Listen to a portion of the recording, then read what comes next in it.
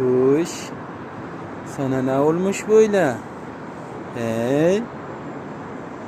Sen niye böyle yorgunsun? Ne olmuş sana böyle? He? Bakayım.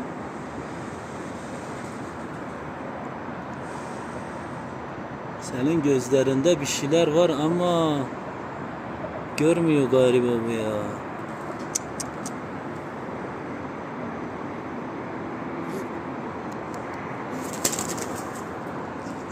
Gel, gel.